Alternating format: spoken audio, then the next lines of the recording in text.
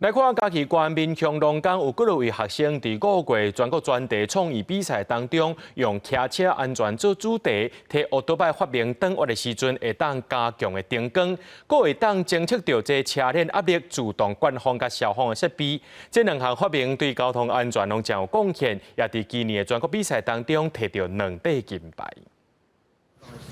机车不管骑对一边，大灯的 LED 拢会对咧变化，增加灯活的照明。各地民雄龙岗汽车科的学生，结合因骑车经验甲对安全的需求，发明这个物件。学生表示，安怎利用所有装置来控制灯光的反应，是这个发明上困难的所在。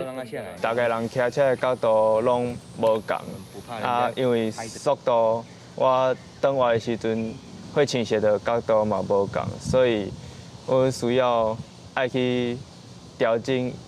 它触发的角度，做中学可以让他们在各方面各方面较大的兴趣去认真学。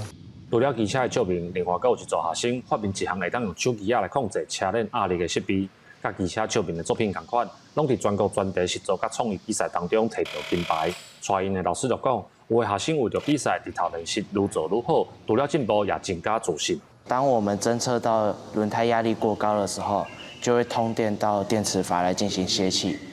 反之，当我们侦测到压力过低的时候，就会送电到我们的打气泵补进行轮胎的打气。做到后壁练习到后壁的时候，我发现伊讲了愈来愈好，而且嘛做有自信的。所以讲伊咧表达的时阵，真正是能做了袂歹。讲实在，比较得名学生会当安尼进步咱其实做老师的感觉讲是安尼，咱较有。